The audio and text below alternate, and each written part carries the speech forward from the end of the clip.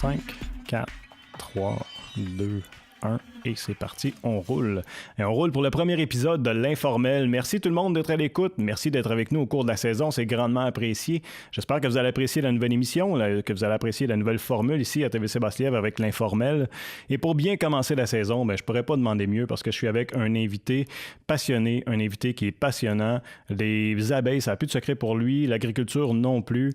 Je suis avec Marc Clément de la ferme Val-Clément de Notre-Dame-de-Salette. Salut Marc.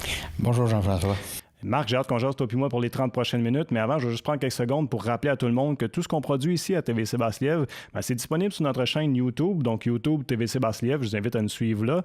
Puis, pour l'informel, nouveauté cette année, on sera disponible sous forme de balado-diffusion, sous forme de podcast si vous préférez, et puis on sera sur SoundCloud, donc SoundCloud, faites une petite recherche l'informel, vous allez nous trouver facilement. Je vous invite à vous inscrire puis nous suivre au cours de la saison pour voir toutes les entrevues qu'on a à vous proposer. Évidemment, toute l'information est disponible au www.tvc.qc.ca. Marc, j'ai dit qu'on parlerait pour les 30 prochaines minutes, mais en réalité, ce qu'on va faire, on sera 30 minutes en ondes pour le câble, donc câble de Vidéotron au 9, mais si on a envie de continuer à jaser, on pourra le faire, puis l'entrevue sera disponible dans son intégralité sur nos différentes plateformes web. T'as l'air en forme, Marc? Très grande forme. Good. Oui. On dit que de travailler la terre et d'avoir les mains dans le sable ou dans la terre, marcher les pieds dans l'herbe, que c'est bon pour le cerveau. J'imagine que ça contribue de travailler à l'extérieur pour être resplendissant et avoir une belle énergie, Nkata. Disons que je pense que ça aide à garder l'esprit sain, si on veut. Ça a toujours été dans la famille je dirais une espèce de mode de vie, de produire des choses comme ça, que ce soit l'apiculture ou que ce soit le jardinage, aussi loin que je me souvienne. C'est une histoire de famille. C'était quelque chose, oui, c'est une histoire de famille. Mm-hmm. Ouais. Puis comment vont les récoltes cette année? Mais là, j'ai pu comprendre, il n'y a pas de maïs cette année. À la ferme, non. Puis, depuis la dernière année de production a été l'an dernier, 2017. Ça faisait 39 ans qu'on faisait du maïs sucré, puis disons que il y avait des petits rattles physiques qui faisaient que c'était plus difficile de faire cette production-là. Fait qu'on a décidé de la laisser. Et, quand même, une grosse décision. Hein? Oui, une grosse décision. Uh-huh. C'était un deuil. Imaginez pour toi puis pour les gens de la communauté qui étaient habitués d'aller... Oui, c'était un deuil. Mais on va se concentrer sur ce qui a toujours été à la ferme, c'est-à-dire le miel, la production apicole, puis ça va nous tenir très occupés, ça avec les jardins, comme on dit. Mais vu qu'on en parle, on va aller tout de suite dans le vif du sujet. Ça fait partie des sujets d'actualité, ce qui se passe avec les abeilles depuis quelques années. Comment vont les abeilles? Contre toute attente, je dirais, depuis 2 ans... 2 ou 3 ans. Là. On va essayer de mettre les choses un peu en perspective. Ça s'améliore. Et je sais que j'ai un voisin qui n'utilise plus de néonicotinoïdes dans son maïs. Est-ce que ça, à lui seul, a été, mettons, la cause de cette amélioration des abeilles chez nous? Je le pense. Je pense que c'est lié à ce décor-là. Les néonicotinoïdes, c'est quoi précisément? C'est une catégorie, une famille d'insecticides qui sont appliqués sur la semence de principalement 3 cultures au Québec. Le maïs, autant le maïs grain que le maïs fourragé, le canola et le soya. Pour ce qui est des maïs sucrés, je connais à peu près pas d'agriculteurs qui utilisent des néonicotinoïdes sur du maïs sucré, à moins de vraiment faire exprès puis d'acheter des semences qui sont traitées de cette façon-là. Parce que ceux qui utilisent ça, j'imagine, c'est parce qu'ils font de la grande culture et non pas juste pour vendre leur maïs local. Là. Je dirais que la grande majorité des superficies au Québec qui sont en maïs sont en maïs grain et en maïs ensilage, donc pour destiner au bétail. Okay. Ces superficies-là, à 95%, étaient traitées jusqu'à il y a quelques années. Pourquoi? Parce que les compagnies n'offraient pas de semences non traitées aux producteurs. Alors, les producteurs n'avaient pas le choix. Ils achetaient des semences qui étaient déjà traitées et acheter des semences non traitées, ça devenait comme presque impossible. Puis, dans le passé, il y a eu un autre insecticide, le Lindan, qui a été banni en 2007 et c'est là qu'est rentré par la famille des néonicotinoïdes. Et les agriculteurs ne se posaient pas de questions à savoir si on mettait ou non du Lindan, c'était là pour contrôler des vers dans le sol, etc. Bon. Mais là, on s'aperçoit que l'utilisation massive sur de grandes surfaces au Québec a des incidences non seulement sur les cultures, mais a des incidences sur les insectes. Et on élargit, la communauté scientifique pense qu'il y a des impacts sur les oiseaux qui sont insectivores, sur les chauves-souris. Et depuis, je dirais, 7-8 ans, le ministère de l'Environnement nous avise que les rivières principales sur lesquelles ces cultures-là sont faites, on retrouve une signature de néonicotinoïdes dans l'eau. Wow. Alors, les organismes aquatiques sont aussi touchés par l'utilisation de ça. Alors, pas étonnant que l'abeille ait souffert depuis 2007 de la présence de ces néonicotinoïdes-là. Puis on n'a pas échappé à ça. On a été pendant des années à se poser la question, est-ce qu'on continue ou si on passe notre temps à racheter des abeilles pour faire survivre la business, là. Parce que j'ai pu comprendre, mais j'ai lu, puis ça c'était selon l'Académie des sciences en Australie, là, il y avait une vidéo instructive sur le sujet, puis il parlait que les pertes variaient de 30 à 90% des ruches d'une année à l'autre. Est-ce que c'est ce que tu as observé chez toi? Oui. J'ai eu certains hivernements parce que on met les ruches au caveau durant l'hiver et la santé des abeilles, si elle est précaire au moment où tu les mets dans le caveau, il y a des fortes chances qu'au printemps, tu ressortes ça puis ça soit tout mort. Et puis on a eu des années où tu rentres 36 ruches, puis tu en sors 4 de vivantes. Wow. Là, depuis quelques années, les nombres sont à peu près juste le contraire. On en rentre 36, mais on en sort 4 mortes. Ça, c'est vraiment plaisant comme revirement de situation. C'est donc dire que ça serait quelque chose qui est local, parce que de ce que je comprends de ton expérience, c'est que vu que les insecticides sont à proximité des ruches, là, ça l'a affecté. Donc, j'imagine faut que c'est... Ah oui, il faut que la cause, elle est en dedans de 6 km. Okay. Parce que tes abeilles vont butiner habituellement dans un rayon de 3 km. Okay. Ils vont aller jusqu'à 6 s'il y a une rareté de nectar ou de pollen, mais ils n'iront pas plus loin que ça. Donc, ce qui s'est passé pour affecter la santé des ruches doit s'être passé à l'intérieur d'un rayon de 3 à 6 km de là où ton rucher. Ça devient plus problématique pour des apiculteurs qui ont 1000 ruches, 2000 ruches, parce que là, ils étalent finalement les ruchers à la grandeur d'une région ou même de plusieurs régions.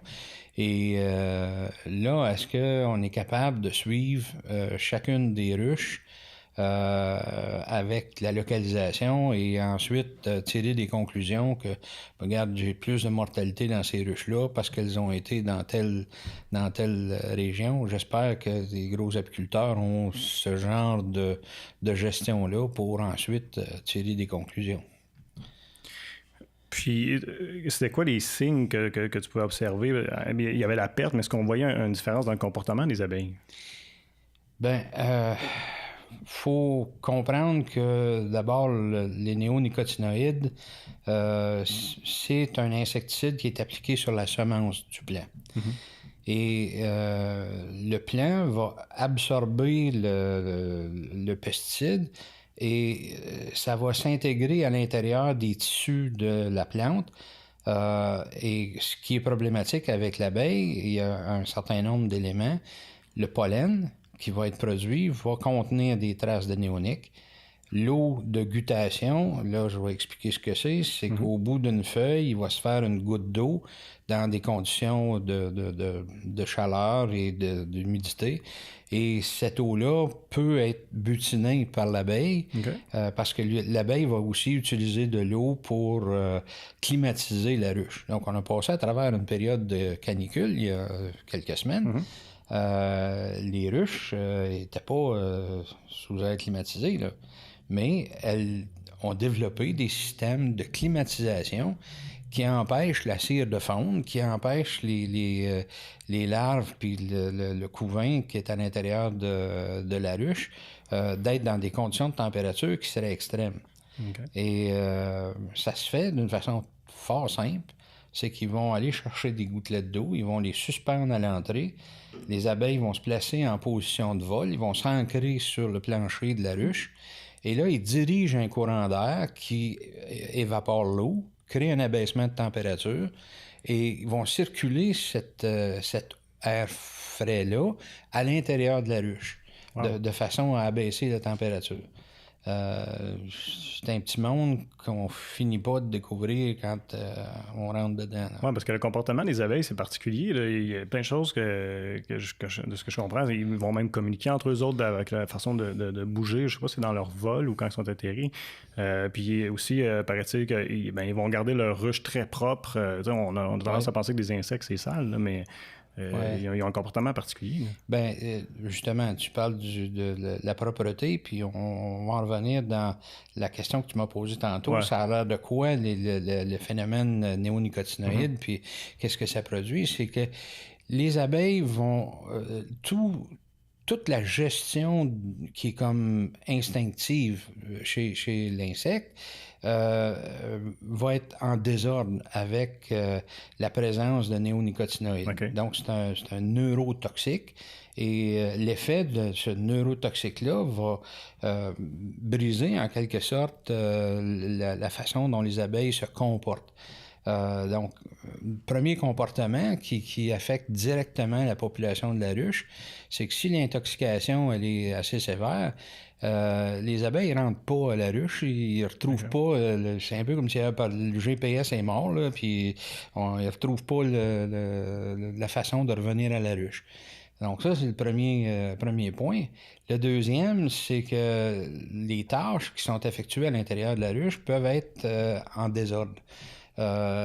L'exemple, c'est qu'ils vont faire du nettoyage. Le nettoyage, c'est que tout ce qu'il n'y a pas d'affaires à l'intérieur de la ruche, des moisissures ou des insectes qui sont rentrés puis qu'on a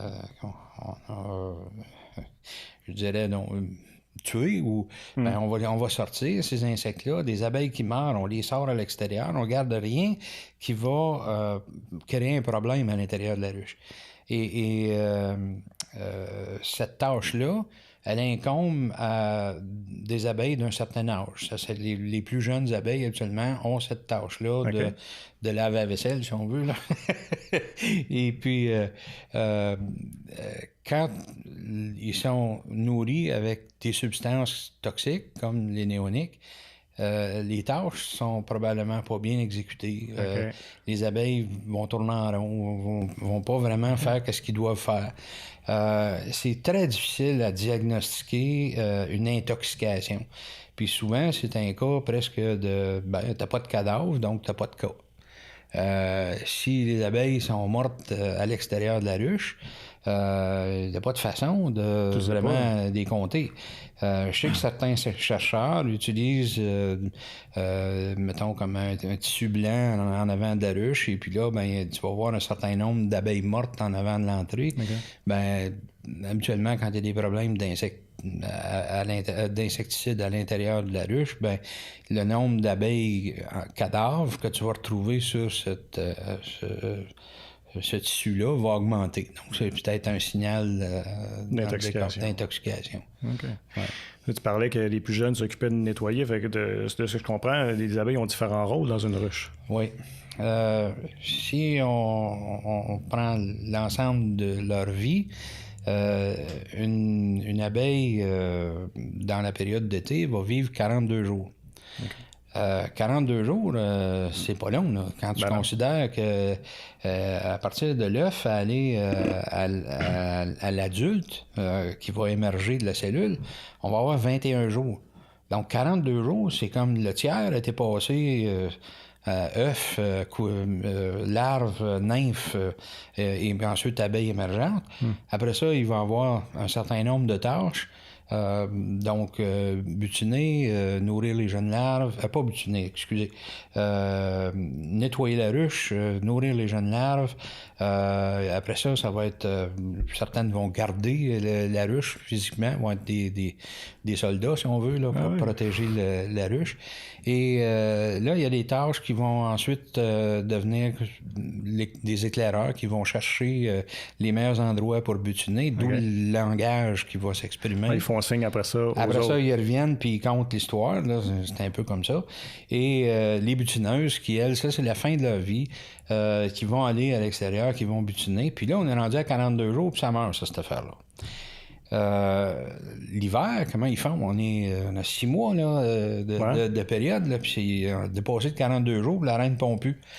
Ce qui se produit, c'est qu'à partir de la fin d'août, début de septembre, les œufs qui vont avoir été pondus par la reine vont produire une abeille qui, essentiellement, ne nourrira pas de jeunes larves, ne fera pas de ménage dans la ruche, va être bâtie presque pour conserver la chaleur et faire en sorte que l'hiver, le cycle se fasse et puis qu'on puisse arriver au printemps et redémarrer la pente, reprendre ensuite le nombre d'abeilles qu'il faut pour amener le cycle de butinage et reprendre la ruche. Donc, les populations vont varier mettons, en hiver, de 20-25 000 abeilles dans une ruche, et puis en été, de 60 à 80 000. 80 000, c'est ce qu'on voyait déjà, mais maintenant, avec les croisements de reines qui sont faits pour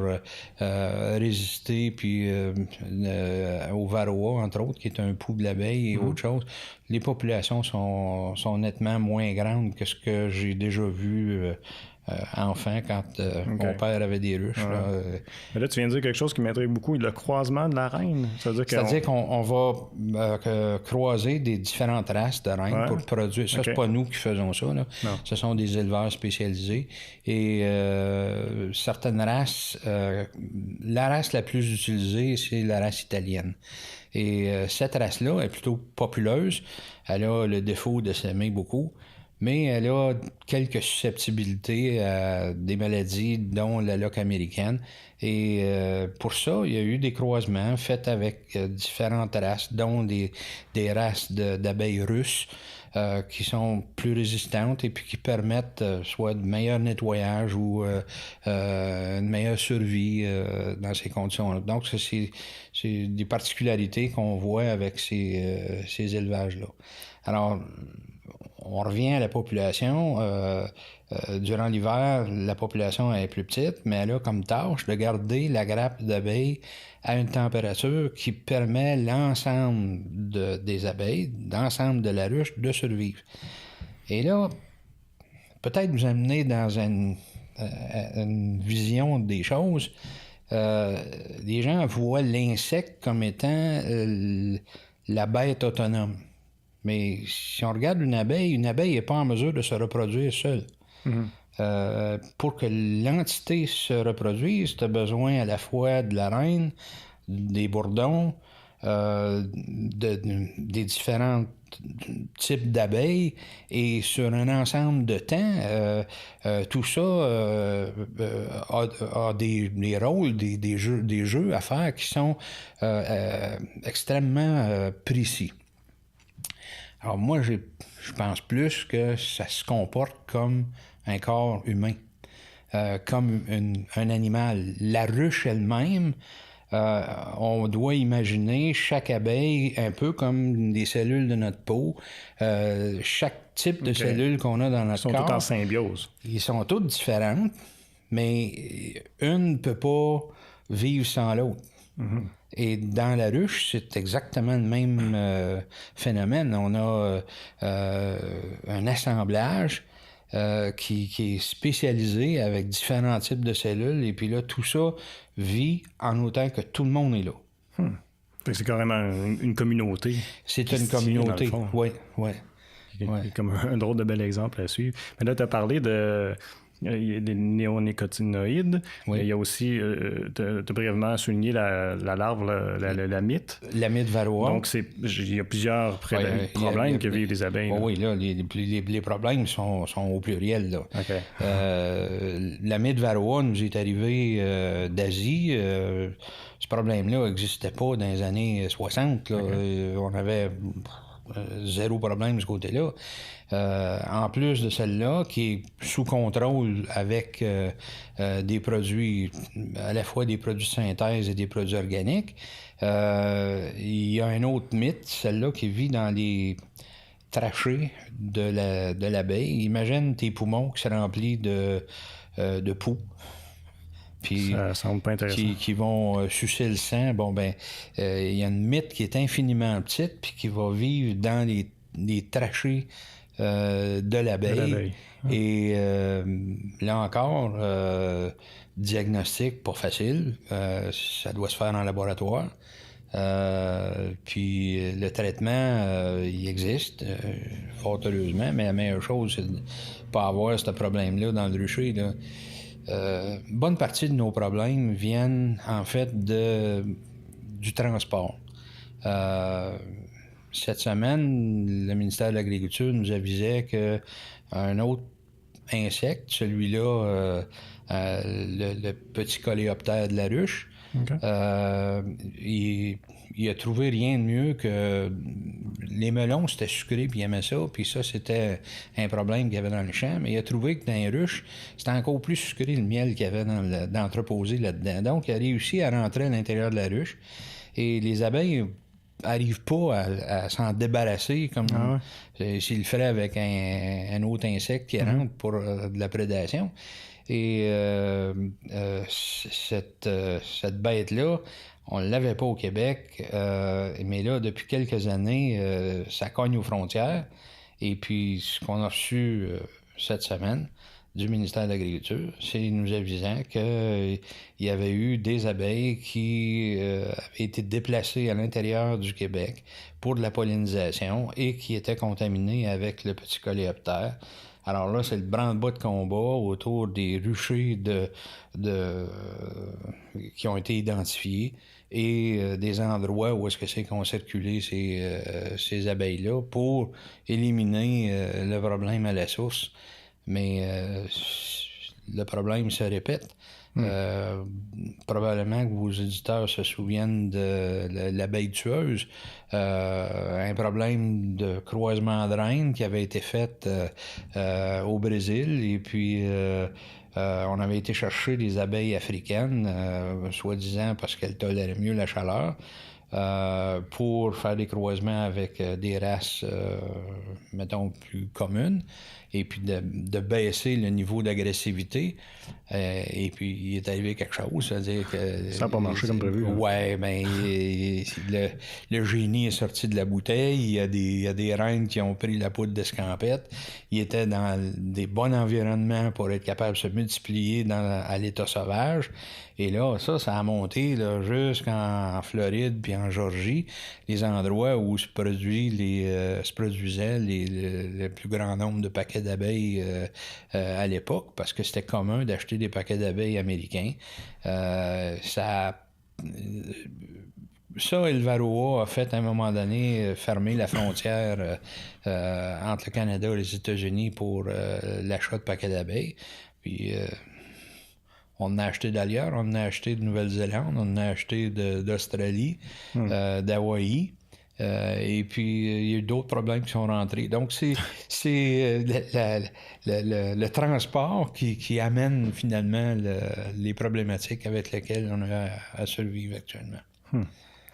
Il y a une fameuse phrase qu'on a attribuée faussement à Einstein qui dit, tu as dû l'entendre, quelque chose de l'ordre de « s'il n'y avait plus d'abeilles, l'humanité disparaîtrait » ou quelque chose comme ça.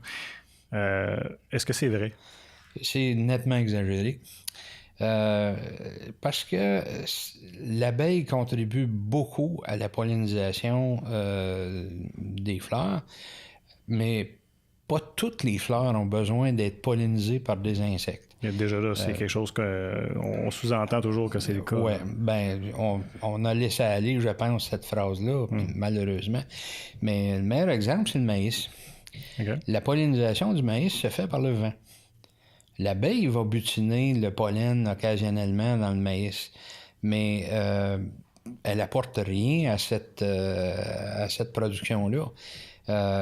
Si on prend le bleuet, par exemple, qui est une culture très importante au Québec, il n'y aurait pas de bleuet sans abeilles.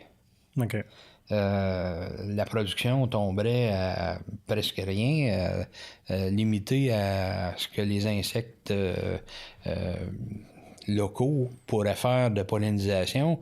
Alors, dans ce cas-là, on peut dire que c'est presque 100% de pollinisation qui est attribuable à l'abeille. Puis c'est pour ça qu'on déplace beaucoup de ruches dans des bleuetières, exemple du lac Saint-Jean. Okay. Puis on va faire la même chose avec les atocas, les pommiers. Les pommiers, c'est un accroissement de production qu'on voit avec l'abeille. Pas d'abeille, il va y avoir des pommes pareilles, mais le rendement va être probablement la moitié ou les 2/3. Il y a un certain nombre de petits fruits qu'on peut qualifier d'autoféconds.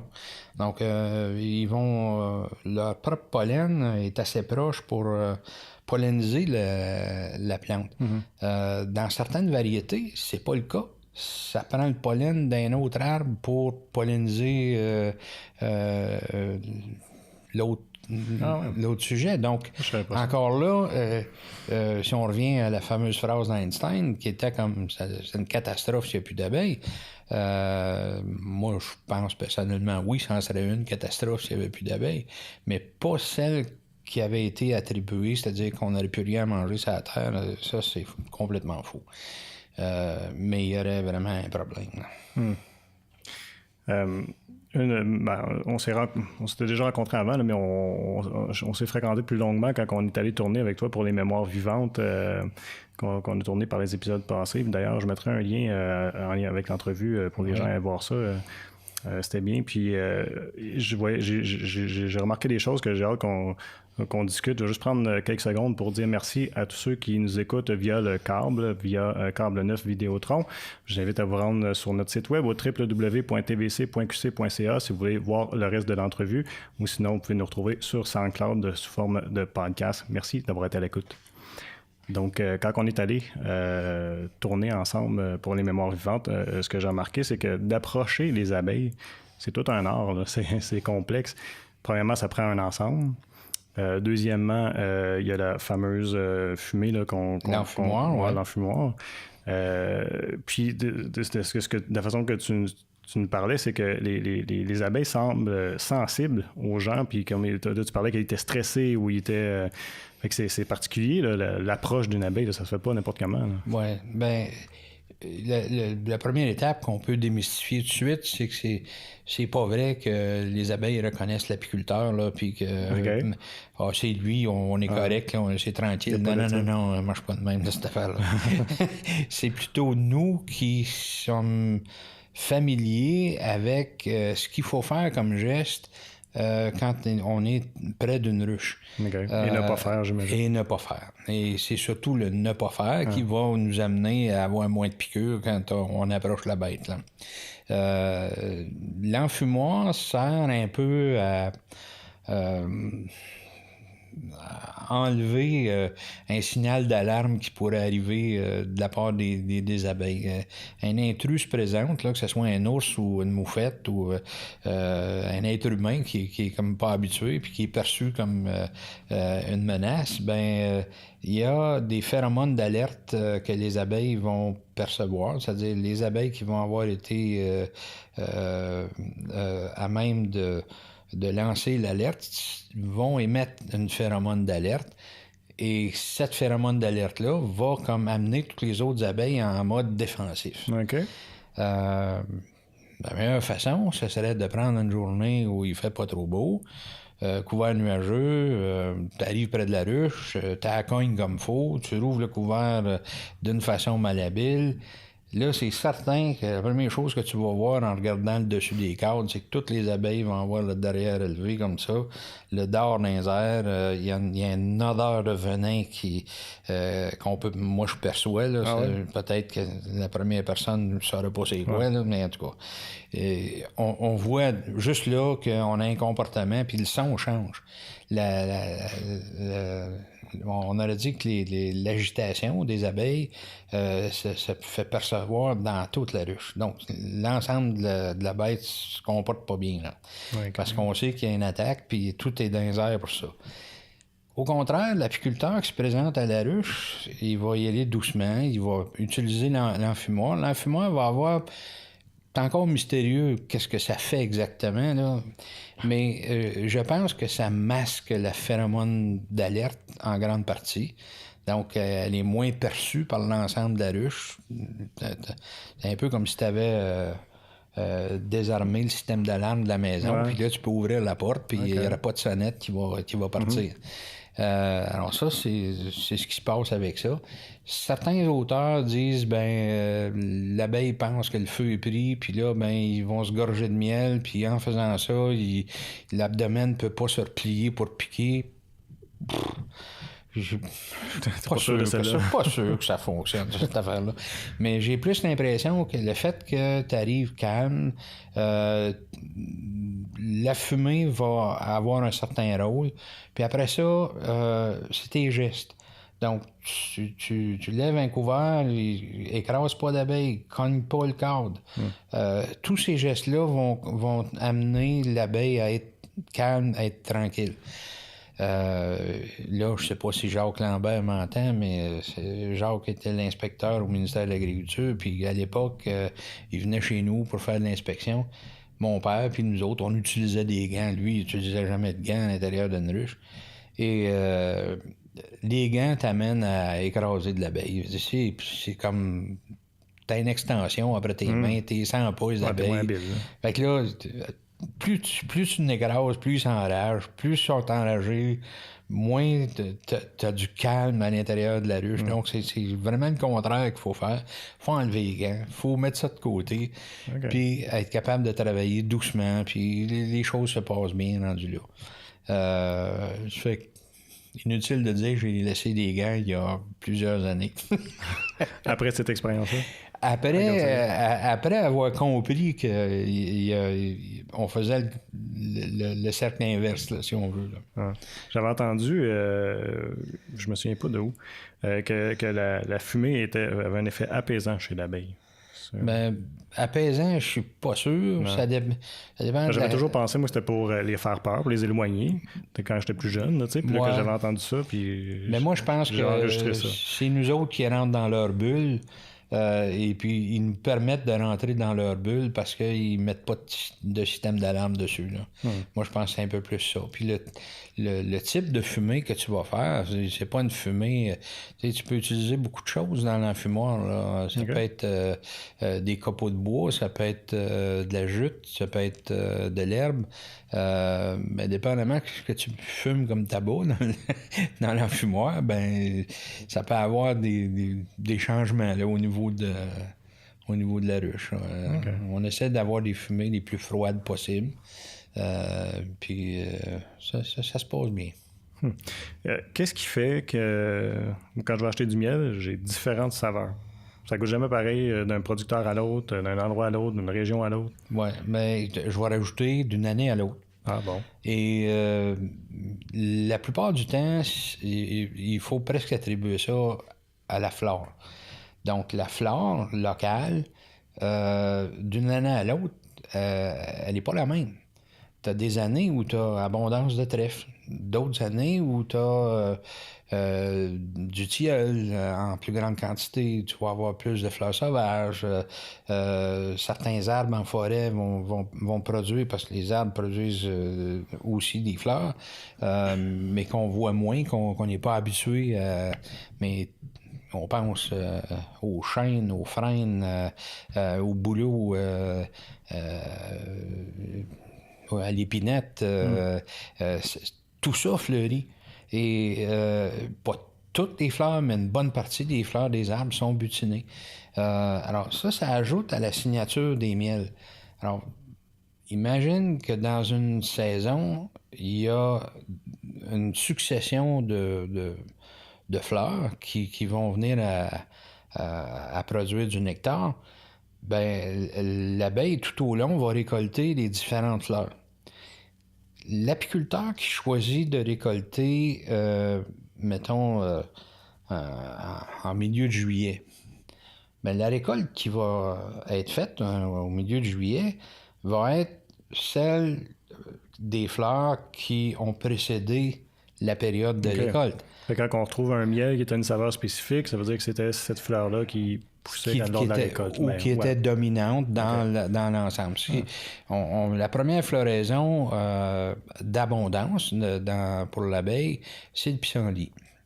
Le pissenlit produit un miel un peu jaunâtre, mais la plupart du temps, les apiculteurs vont laisser ce miel-là dans la ruche parce que c'est ce qui va permettre à la ruche de développer la population importante qui va permettre de butiner en abondance les trèfles. Donc, la deuxième floraison d'abondance va venir avec les trèfles. Entre ça, va venir les pommiers, la mélange, les cerisiers, mais c'est pas des grosses quantités de nectar qu'il y a là-dedans, à moins d'avoir déplacé carrément tes ruches dans un verger. Là, je parle pas d'un verger de 7-8 arbres, là, je te parle d'un verger de quelques milliers de pommiers. Oui, parce qu'ils vont aller dans les 3 km qu'on parlait tantôt. Ouais, là, ils vont être dans. Puis ce qu'il va y avoir dans le 3 km va être l'abondance là, de ces fleurs-là. Puis les pommiculteurs sont obligés de faire un peu attention, dans le sens que quand tu amènes des abeilles pour polliniser les arbres, les pommiers, si on veut qu'ils soient intéressés à la fleur de pommier, il ne faut pas qu'il y ait des pissenlits à terre. Alors, ils vont ou faucher ou mettre un herbicide pour tuer les pissenlits, de sorte que quand tu mets les ruches dans le verger, les abeilles ont d'autres choix que d'aller dans les fleurs de pommier pour faire le travail de pollinisation. Est-ce qu'ils ont une préférence, par exemple, les abeilles? Est-ce que s'ils ont le choix, ils vont se retourner vers, mettons, le pissenlit? Bien sûr. Puis c'est toujours une question de concentration du nectar. OK. Alors, si tu as 2 fleurs, dont une un nectar à 2% de sucre, puis l'autre qui a 6% de sucre, ben t'as pas besoin de faire un message à l'abeille. Elle va tout de suite comprendre que ce que ça a besoin, c'est ça. Puis c'est celle qui est à 6 qui va être récoltée puis qui va être rentrée. Puis je sais pas s'il y a une question de goût qui rentre en ligne de compte pour eux autres, je le pense pas. Je pense que c'est plus la concentration de sucre à l'intérieur du nectar qui va faire qu'eux vont préférer ces fleurs-là à d'autres. Ouais. Chez toi, tu fais la récolte du miel par plaisir, par loisir, c'est un petit commerce. Il y a une différence entre ce qui est produit à petite échelle versus ce qui est produit à grande échelle, j'imagine, autant au niveau du produit que du service. Oui, mais ça, je me plais à le dire, mais comment est-ce qu'on pourrait expliquer ça? L'apiculture dans la famille, ça a été quelque chose qui a commencé en 1946 avec mon oncle, Louis Clément. Louis était résident de Masson sur la rue Georges, tout près de l'Ancan-la-Rose. Et il y avait une ferme d'une trentaine d'arpents, ferme d'autosuffisance à l'époque. Il y avait des vaches laitières, il y avait des porcs, il y avait un verger, un grand jardin. Et à l'époque, il produisait le lait pour ses voisins. Donc, il vendait du lait à ses voisins. Et c'était tout à fait correct. Aujourd'hui, on verrait ça comme... là, c'était un lait cru. On aurait plein de questions. Mais c'était la norme là, à l'époque. Et lui a été intéressé à l'apiculture par M.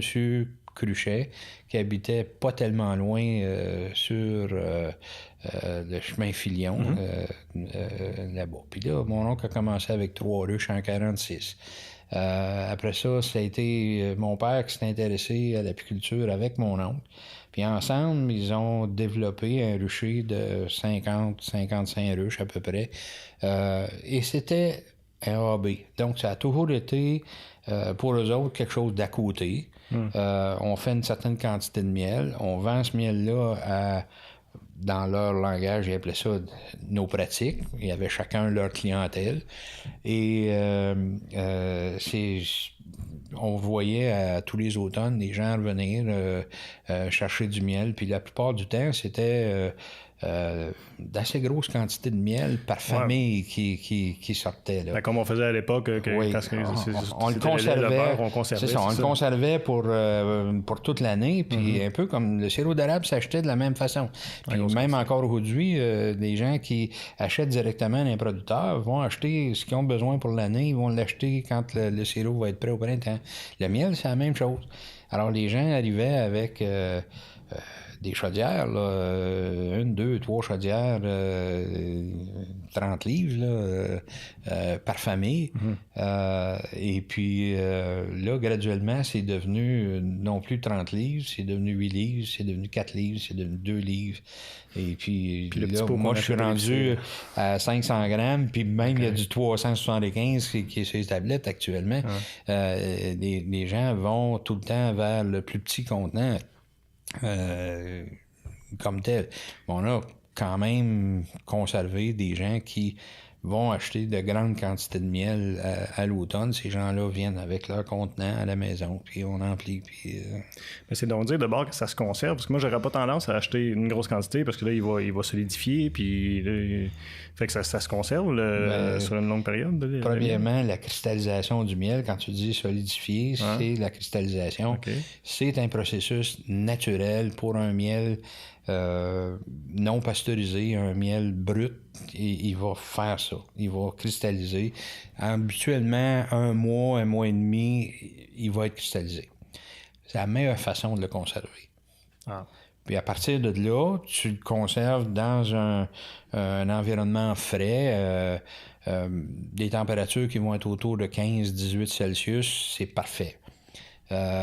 Pourquoi? Parce que le miel ne craint pas les bactéries. Les bactéries ne peuvent pas vivre dans le miel. La pression osmotique est trop forte pour que des bactéries puissent vivre et se développer là-dedans. Les spores vont survivre, mais pas la bactérie en développement. Ce qu'on verrait, par exemple, avec des viandes ou avec des laitues contaminées de E. coli, on voit pas ça dans le miel, à cause de la pression osmotique. Par contre, les levures survivent là-dedans. Et là, si le pourcentage d'humidité du miel est trop élevé et qu'on a des températures qui sont ambiantes, qui sont élevées, dans lesquelles le pot de miel est conservé, il va fermenter, comme si on voulait faire un hydromel avec. Mais la fermentation, dans ces conditions-là, va produire quelque chose qui va être acide, un peu comme si tu avais vinaigré le produit. Il n'y a rien de ça qui est toxique, là. Mais on ne veut pas ça avec notre produit. Le goût, Alors, on le garde dans des conditions qui sont plus fraîches. Donc, choisir une pièce de la maison qui est adéquate pour ça. Habituellement, au sous-sol, il y a des endroits frais pour conserver le miel. Et puis, si on veut un miel liquide, il faut le liquéfier. À partir du moment où il est cristallisé, on va le liquéfier, soit en utilisant la technique de bain-marie. Donc, on place le pot sans l'immerger complètement, là, pour pas qu'il y ait d'eau qui rentre là, entre le couvert et le miel. On place le pot dans de l'eau froide avec un double fond pour qu'il y ait de l'eau qui circule en dessous du pot. Et on va monter la température jusqu'à temps d'atteindre l'ébullition. Rendu là, on éteint la source de chaleur et le miel va tranquillement devenir liquide, sa forme liquide, et ne recristallisera pas si on n'a pas laissé de cristaux à l'intérieur.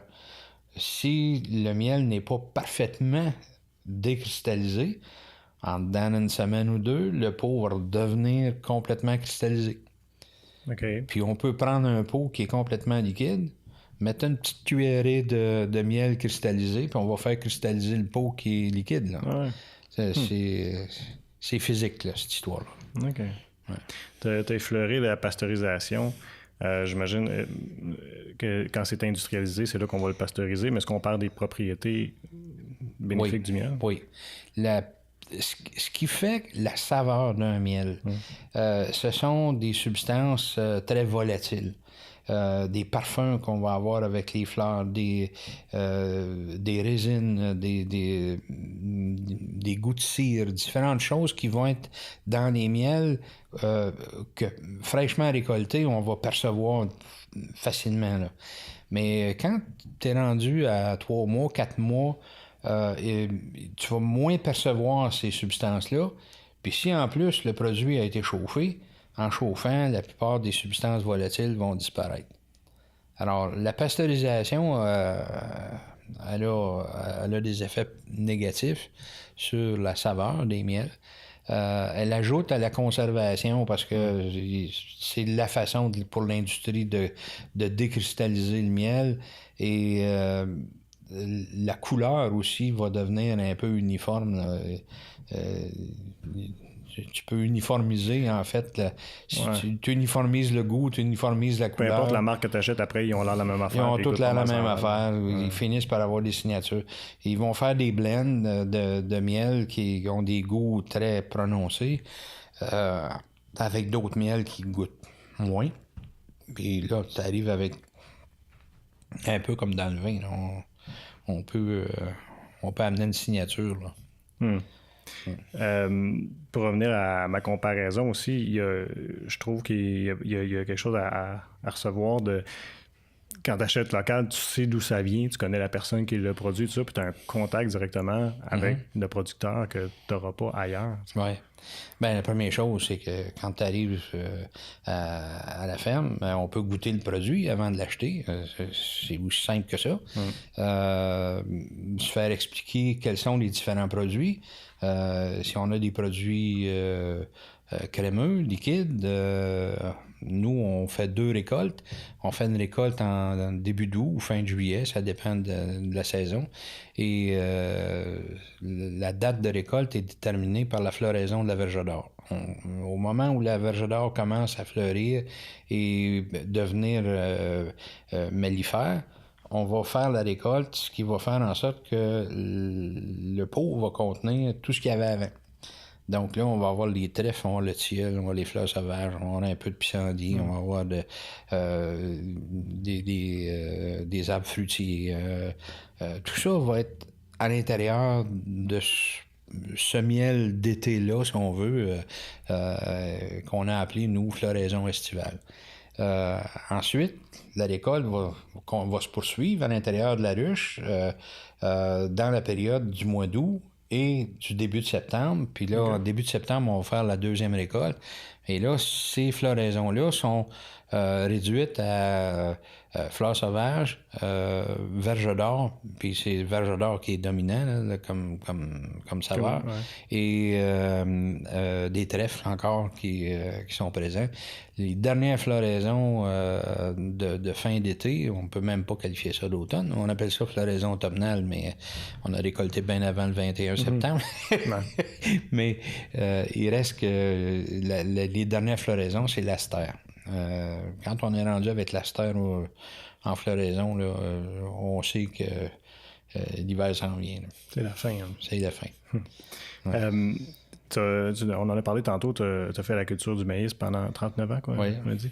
Mais là, les abeilles avaient des problèmes avec les insecticides utilisés. Est-ce que le maïs aussi a été victime d'insecticides? Oui, dans le sens où, pas chez nous, parce qu'on a fait le choix d'utiliser des variétés qui n'étaient pas traitées avec des néonicotinoïdes. Okay. Et je pense qu'une bonne partie des producteurs de maïs du Québec ont accès à des semences qui sont non traitées de néoniques. Mais les semenciers ont inondé des catalogues de variétés qui sont traités avec ça. Fait que c'est possible qu'il y ait des maïs sucrés au Québec qui sont faits avec des néonicotinoïdes. Mais chez nous, on a toujours pris des variétés qui n'avaient pas cette problématique-là comme telle. Donc, ça se fait cultiver le maïs sans ces produits-là? Oui, ça se fait. C'est quoi les alternatives pour sauver... Parce que j'imagine, bon, il y avait une raison pour laquelle on utilisait ces produits-là pour une meilleure récolte. Fait que c'est quoi les alternatives à ça? Première alternative, c'est qu'il y a des cultures, des précédents culturaux qui vont favoriser la présence de vers de fil de fer, de vers gris, de vers blanc. Et lorsque ça, c'est présent, ça justifie l'utilisation d'un insecticide au moment du semis du maïs.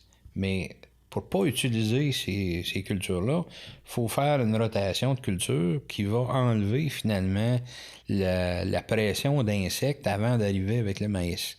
Alors, on avait choisi à la ferme à l'époque de faire une rotation avec le sarrasin.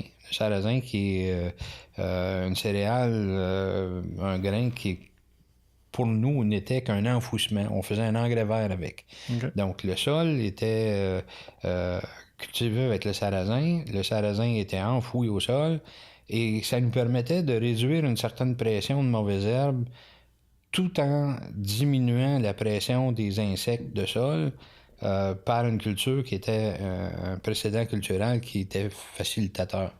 Mais si on avait fait une rotation directe d'un pâturage ou d'une prairie de foin à aller vers une culture de maïs, là, on aurait eu la présence de vers qui aurait diminué la population de plants qu'on aurait semés. Donc, si tu perds 10% de tes plants parce que des vers les ont mangés, c'est là que ça justifie l'utilisation d'un insecticide. Mais il y a toujours un autre petit chemin de côté là, qui nous permet de faire autrement. Puis ça, c'en est une. Ouais.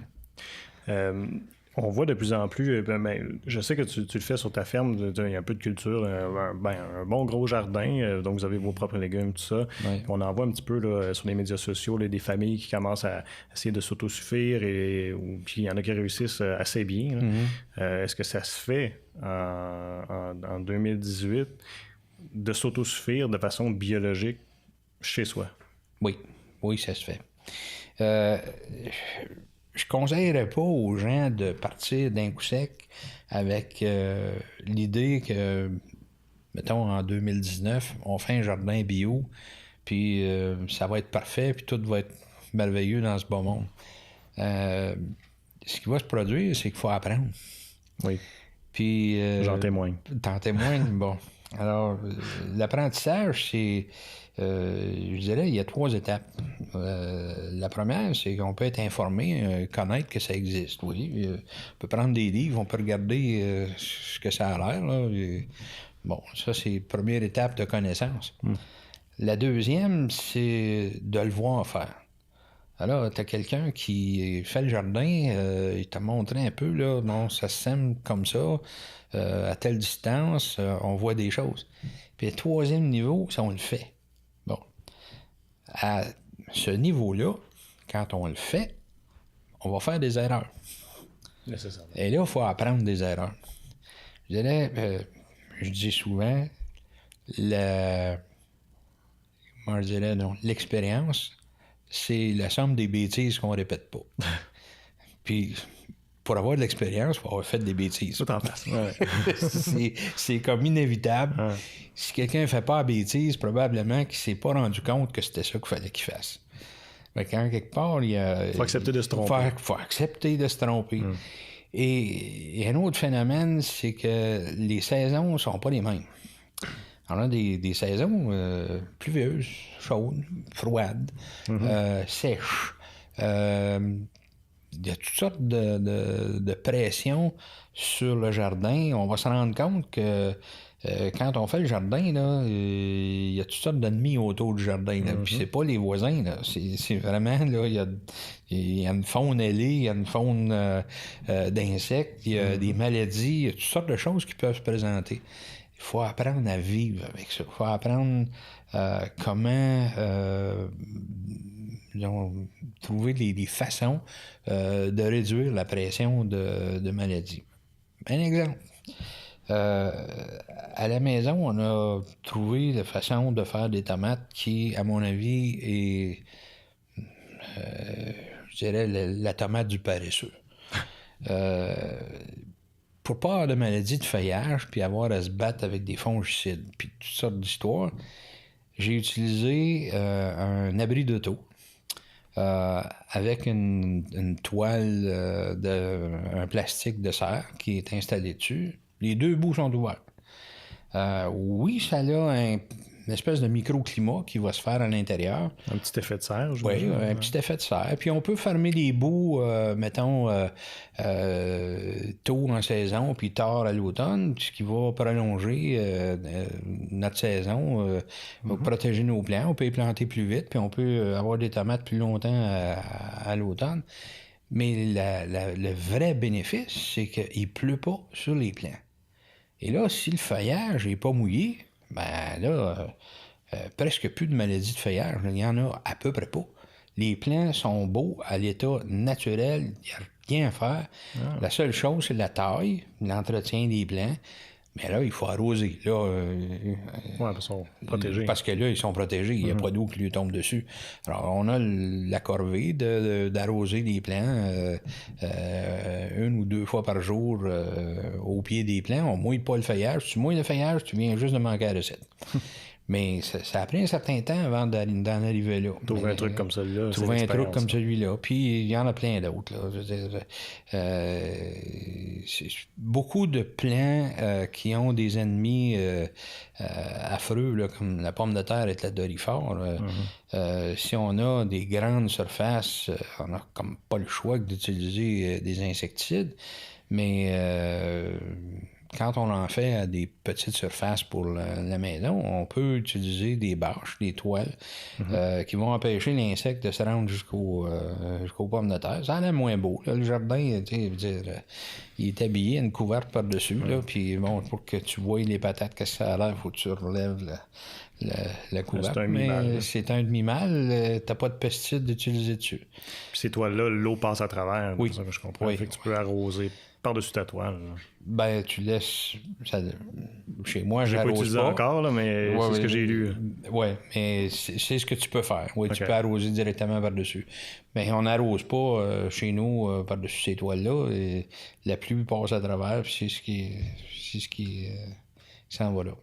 Il y en a qui disent que la richesse de l'avenir, ce serait des semences pures, les semences biologiques, qui sont un peu plus rares, puis aussi que la richesse aussi au niveau éducation, ce serait d'apprendre à entretenir un jardin, parce que bon, le coût de la vie augmente, l'importation, c'est plus cher, les produits qui viennent de l'extérieur. Est-ce qu'on devrait apprendre à nos jeunes à cultiver? Mais moi, je pense que c'est la plus belle chose qu'on peut faire que de transmettre notre savoir. Et puis, transmettre le savoir, c'est pas dans des livres que ça se fait au jardin. Alors, il faut que les jeunes puissent nous accompagner au moment où on fait le jardin, voir toutes les étapes, puis quand tu as une autre génération qui repart avec le bâton de pèlerin, puis qui refait des gestes que tu as déjà faits avec eux autres, moi, c'est plaisant parce que et Jean-Philippe et Geneviève, mes deux enfants, ont conservé un lien avec la terre. Geneviève a un tout petit jardin, est en ville, ça c'est autre chose. Mais Jean-Philippe a quelque chose avec Nancy, a quelque chose d'un peu plus grand. Et, ils ont commencé il y a 2 ans en apiculture. Alors, il y a de quoi de neuf là, en Abitibi, un producteur apicole nouveau qui est dans le chemin du parc à Destor, et c'est Jean-Philippe et Nancy avec leur ferme, la ferme Maliflore. Là, c'est plaisant parce qu'on s'échange des services. Jean-Philippe vient m'aider à faire l'extraction. Je vais monter chez lui en fin de semaine pour lui donner un coup de main à faire la sienne, son extraction. Mais c'est vraiment du concret. Là. À chaque fois, là, on a des échanges, c'est sur quelque chose de concret. Là. C'est le fun parce que c'était une histoire de famille qui a commencé dans les années 40, en 46, comme on disait. Ouais. Puis là, ça continue avec tes enfants aussi. Jean-Philippe, du moins. Oui, Geneviève est venue, puis elle vient aussi régulièrement à la ferme, puis me donner un coup de main avec les ruches. Puis les petits-enfants, autant chez Jean-Philippe que chez Geneviève, sont venus avec moi dans les ruches. Là, ceux de Geneviève sont encore trop petits pour vraiment là, nous apporter de l'aide, mais du côté de Jean-Philippe, mettons qu'on a affaire à 2 hommes, là, c'est plus des enfants, là, ils sont plus que capables d'aider. Là. Je suis sûr que grand-papa a du plaisir aussi à le faire avec ses petits-enfants. Oh oui, tout à fait. Puis il y a des projets pour Jean-Philippe et puis toi?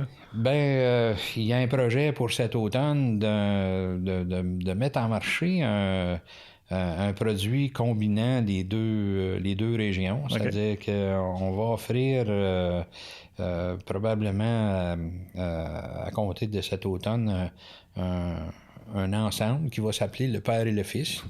Alors, on va avoir un pot de l'Outaouais puis un pot de l'Abitibi dans le même emballage. Ah, là, on va pouvoir voter qu'est-ce qui fait le mieux? Moi, je pense que les deux vont être bons. Il va falloir que... Mais différents. Mais différents, exactement. C'est là que tu vas pouvoir voir tout l'effet de la flore en action. En Abitibi, ils ont une fleur qu'on a ici en Outaouais, mais pas aux mêmes quantités, en même abondance, si on veut. C'est l'épilobe. C'est une belle fleur mauve, rosée mauve, et qui produit un miel blanc d'une grande qualité, un goût qui est fin, qui est délicat. Et ça fait une belle signature, ça, un produit. J'imagine que ça va être disponible. Vous allez changer. Ça va être disponible à ta ferme commerciale. Là, il faut dire que les récoltes ne sont pas faites. Là. On est en fin de juillet. Ouais. La récolte n'est pas faite ni chez lui ni chez moi. Mais ça va se faire en fin de semaine. Et à partir de là, on a convenu là, qu'on essaierait de voir, là, dépendamment des quantités que lui va récolter, là, parce qu'il est le rucher est un peu plus petit que le nôtre, là, mais il s'en vient bien. Là. Donc, on devrait avoir des quantités suffisantes pour être capable de mener à bien ce projet-là. Marc, avec tout ça, je sais que tu es bien occupé. Je te remercie encore une fois d'être venu nous voir aujourd'hui. C'était grandement apprécié. Ça m'a fait plaisir, Jean-François. Bye-bye.